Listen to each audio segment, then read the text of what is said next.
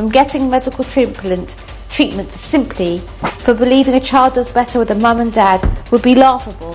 Some dangerous disease, some deadly disease which isn't fit to be in the public space.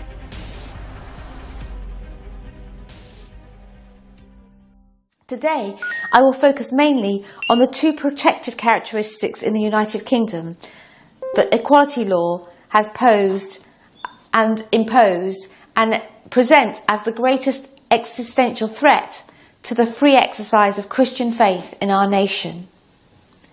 That even the simple premise that a child does better growing up with a mother and a father in a low-conflict home environment has been deemed homophobic and enough to disqualify someone from holding public office. By expressing a biblical truth, also dismissed him from his position, even though his portfolio in the National Health Service had nothing to do with parenting issues or public policy. It was to do with finance. The National Health Service suggested that even allowing Richard to continue in his position might mean that LGBT people would be scared of seeking medical help if they were ill. This statement alone shocks the conscience. The idea that a Christian in a non-medical role who never sees patients could dissuade a sick person from getting medical treatment simply for believing a child does better with a mum and dad would be laughable, if not for the fact that a good man has lost his job and his reputation as a result of this type of thinking.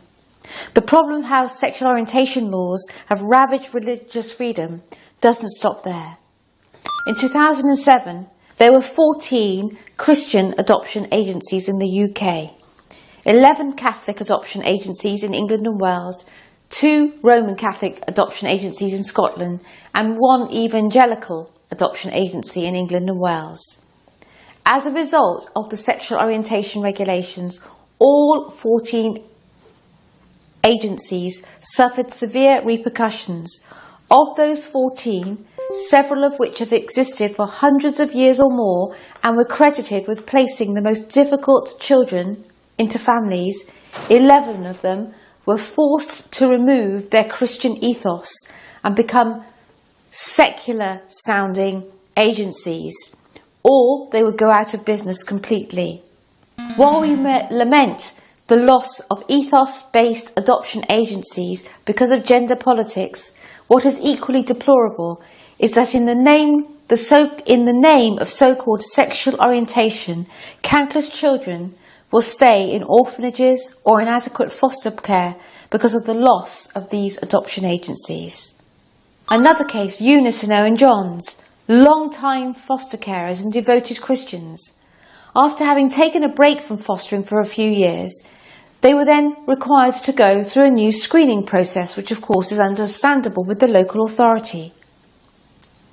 Despite their long history of helping children in the most difficult of situations, Eunice and Owen John were rejected as foster parents because they were asked about their views on homosexuality and whether or not they would be able to encourage a child if they were expressing confusion or feelings of being gay.